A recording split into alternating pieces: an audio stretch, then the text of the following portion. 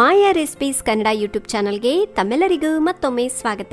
ಇವತ್ತಿನ ನಮ್ಮ ರೆಸಿಪೀಸ್ ನಲ್ಲಿ ತುಂಬಾ ಸಾಫ್ಟ್ ಆಗಿ ಟೇಸ್ಟಿ ಆಗಿರುವಂತ ಎಗ್ಲೆಸ್ ಕಪ್ ಕೇಕ್ಸ್ ಯಾವ ರೀತಿ ಮಾಡೋದು ಅಂತ ನೋಡೋಣ. ಸಾಮಾನ್ಯವಾಗಿ ನಾವೆಲ್ಲ ಹೊರಗಡೆಯಿಂದ ತಂದು ತಿಂತೀವಲ್ವಾ, ಈಗ ಮನೆಯಲ್ಲೇ ಸುಲಭವಾಗಿ ಮಾಡ್ಬೋದು, ತುಂಬಾ ಈಸಿ ಆಗಿರುತ್ತೆ. ಸೊ ಬನ್ನಿ ಈ ಕಪ್ ಕೇಕ್ಸ್ ಯಾವ ರೀತಿ ಮಾಡೋದು ಅಂತ ನೋಡೋಣ. ಮೊದಲಿಗೆ ಒಂದು ಮಿಕ್ಸಿಂಗ್ ಬೌಲ್ನ ತಗೊಳ್ಳಿ. ಈಗ ಡ್ರೈ ಇಂಗ್ರೀಡಿಯೆಂಟ್ಸ್ನೆಲ್ಲ ಒಂದ್ಸಲ ಜರಡಿ ಇಟ್ಕೊಳ್ಳೋಣ. ಇದರಲ್ಲಿ 1 ಕಪ್ನಷ್ಟು ಮೈದಾ ಹಿಟ್ಟು, 1 ಟೀ ಸ್ಪೂನ್ ಬೇಕಿಂಗ್ ಪೌಡರ್, ಅರ್ಧ ಟೀ ಸ್ಪೂನ್ ಬೇಕಿಂಗ್ ಸೋಡಾನ ಹಾಕಿಬಿಟ್ಟು ಇವೆಲ್ಲವನ್ನು ಚೆನ್ನಾಗಿ ಜರಡಿ ಇಟ್ಕೋಬೇಕು. ಫ್ರೆಂಡ್ಸ್, ನೀವು ಯಾವುದೇ ಕೇಕ್ ಮಫಿನ್ಸ್ ಮಾಡುವಾಗ ಈ ರೀತಿ ಡ್ರೈ ಇಂಗ್ರೀಡಿಯೆಂಟ್ಸ್ನ ಒಂದ್ಸಲ ಜರಡಿ ಇಟ್ಕೊಳ್ಳಿ. ಇದರಲ್ಲಿ ಗಂಟುಗಳೇನು ಇರಬಾರ್ದು ನೋಡಿ, ಈ ರೀತಿಯಾಗಿ. ಇವಾಗ ಇನ್ನೊಂದು ಮಿಕ್ಸಿಂಗ್ ಬೌಲ್ನ ತಗೊಳ್ಳಿ. ಅದರಲ್ಲಿ 1/4 ಕಪ್ನಷ್ಟು ಎಣ್ಣೆನ ಹಾಕಿ, ನೀವು ಮನೇಲಿ ಯಾವುದು ಉಪಯೋಗಿಸ್ತಿರಲ್ವಾ ಅದನ್ನೇ ಹಾಕಿ. 1/4 ಕಪ್ನಷ್ಟು ಗಟ್ಟಿಯಾಗಿರುವಂಥ ಮೊಸರು, ಅರ್ಧ ಕಪ್ನಷ್ಟು ಸಕ್ಕರೆ ಪುಡಿ, ಸಿಹಿ ಜಾಸ್ತಿ ತಿನ್ನೋರಾದರೆ 3/4 ಕಪ್ನಷ್ಟು ಹಾಕ್ಕೊಳ್ಳಿ. ಈಗ ಇವೆಲ್ಲವನ್ನು ಒಂದ್ಸಲ ಚೆನ್ನಾಗಿ ಮಿಕ್ಸ್ ಮಾಡ್ಕೊಳ್ಳಿ.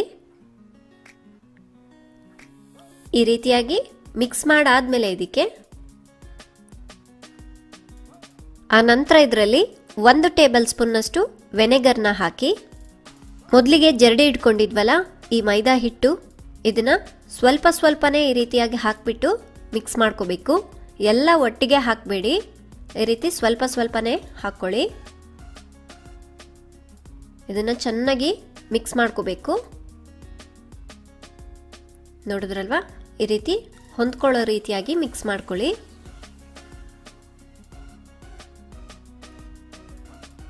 ಈ ರೀತಿ ಮಿಕ್ಸ್ ಮಾಡಾದ್ಮೇಲೆ ಇದಕ್ಕೆ ಈಗ ರೂಮ್ ಟೆಂಪ್ರೇಚರ್ನಲ್ಲಿರೋ ಹಾಲನ್ನ ಹಾಕ್ಕೊಳ್ಳಿ. ನಾನಿಲ್ಲಿ ಸುಮಾರಾಗಿ ಅರ್ಧ ಕಪ್ನಷ್ಟು ತಗೊಂಡಿದ್ದೀನಿ. ಇದಕ್ಕೆ ಎಷ್ಟು ಬೇಕಾಗುತ್ತೋ ಅಷ್ಟೇ ಮಿಕ್ಸ್ ಮಾಡ್ಕೋಬೇಕು. ಈ ರೀತಿ ಸ್ವಲ್ಪನೇ ಹಾಕಿಬಿಟ್ಟು ಚೆನ್ನಾಗಿ ಕಲಿಸ್ಕೊಳ್ಳಿ. ನಿಮಗೆ ಅರ್ಧ ಕಪ್ನಷ್ಟು ಹಾಲು ಬೇಕಾಗೋದಿಲ್ಲ ನೋಡಿ, ಈ ರೀತಿ ಸ್ವಲ್ಪನೇ ಹಾಕಿ ಮಿಕ್ಸ್ ಮಾಡಬೇಕು. ಒಟ್ಟಿಗೆ ಹಾಕಬೇಡಿ, ತುಂಬ ನೀರಾಯಿತು ಅಂದರೂ ಕೂಡ ಮಫಿನ್ಸ್ ಚೆನ್ನಾಗಿ ಬರೋದಿಲ್ಲ.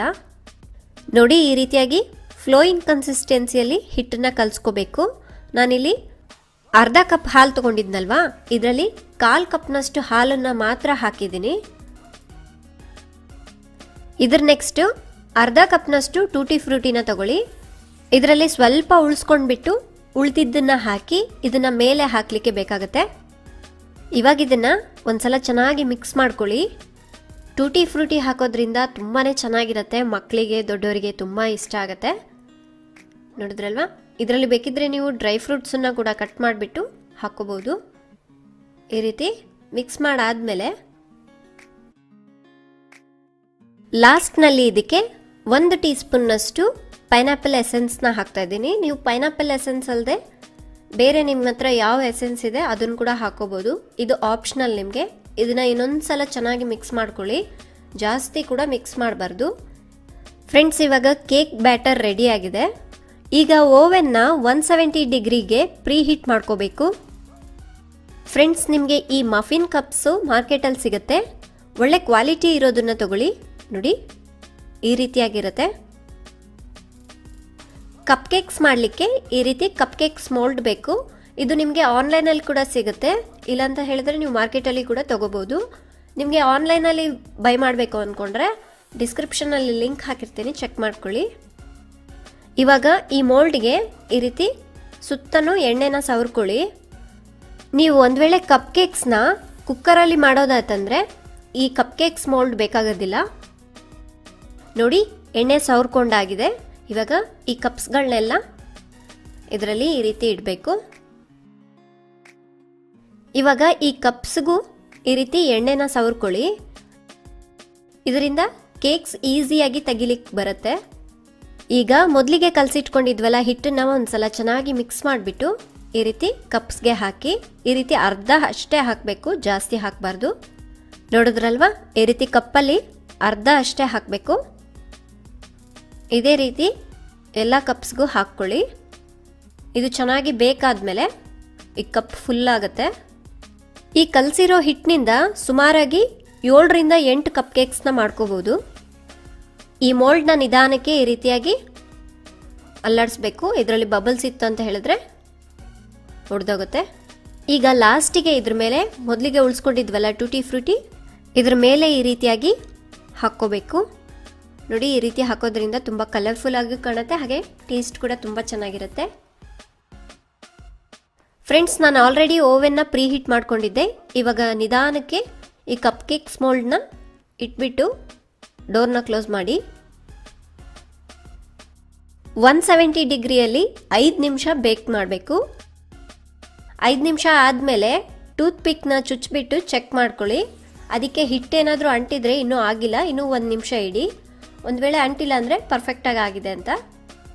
ನೋಡಿ, ಈ ರೀತಿ ನಿಧಾನಕ್ಕೆ ಮೋಲ್ಡ್ನ ತೆಗಿರಿ. ಓವೆನ್ನಿಂದ ತೆಗೆದ್ಮೇಲೆ ಒಂದು 5 ನಿಮಿಷ ತಣ್ಣಗಾಗ್ಲಿಕ್ಕೆ ಬಿಡಿ. ಬಿಸಿ ಇದ್ದಾಗಲೇ ತೆಗೀಲಿಕ್ಕೆ ಹೋಗಬೇಡಿ. ಸೊ ಫ್ರೆಂಡ್ಸ್, ಈಗ ತಣ್ಣಗಾಗಿದೆ. ಇದನ್ನು ತೆಗೆದ್ಬಿಟ್ಟು ಒಂದು ಪ್ಲೇಟ್ನಲ್ಲಿ ತೆಗೆದಿಟ್ಕೊಳ್ಳೋಣ. ನೋಡಿ, ಈಸಿಯಾಗಿ ಬರುತ್ತೆ. ಈ ರೀತಿ ತೆಗೆದ್ಬಿಟ್ಟು ಪ್ಲೇಟ್ನಲ್ಲಿ ಇಟ್ಕೊಳ್ಳಿ. ನೀವು ಈ ಕಪ್ ಕೇಕ್ಸ್ನ ಮನೆಗೆ ಯಾರಾದರೂ ಗೆಸ್ಟ್ ಬಂದಾಗ ಅಥವಾ ಮಕ್ಕಳಿಗೆ ದಿಢೀರಂತ ಏನಾದರೂ ಮಾಡಿಕೊಡ್ಬೇಕು ಅಂದರೆ ಈ ರೀತಿ ಮಾಡಿಕೊಡಿ. ಒಂದು 5 ನಿಮಿಷದಲ್ಲೇ ಆಗೋಗ್ಬಿಡುತ್ತೆ. ಫ್ರೆಂಡ್ಸ್, ಇವಾಗ ನಾನು ನಿಮ್ಗೆ ತೆಗೆದು ತೋರಿಸ್ತೀನಿ ನೋಡಿ ಹೇಗಾಗಿದೆ ಅಂತ. ನೋಡಿ, ತುಂಬಾ ಸಾಫ್ಟ್ ಆಗಿದೆ. ನೀವು ಕೂಡ ಮಿಸ್ ಮಾಡದೆ ಈ ರೆಸಿಪಿನ ಟ್ರೈ ಮಾಡಿ. ತುಂಬ ಟೇಸ್ಟಿಯಾಗಿರುತ್ತೆ, ಹಾಗೆ ಮಾಡೋದು ಕೂಡ ತುಂಬಾ ಸುಲಭ. ನೋಡಿದ್ರಲ್ಲ ಫ್ರೆಂಡ್ಸ್, ಮನೇಲೇ ಸುಲಭವಾಗಿ ಎಗ್ಲೆಸ್ ಕಪ್ ಕೇಕ್ಸ್ ಯಾವ ರೀತಿ ಮಾಡೋದು ಅಂತ. ಈ ರೆಸಿಪಿ ಇಷ್ಟ ಆಯಿತು ಅಂದರೆ ಲೈಕ್ ಬಟನ್ ಕ್ಲಿಕ್ ಮಾಡಿ ಮತ್ತು ಶೇರ್ ಮಾಡಿ.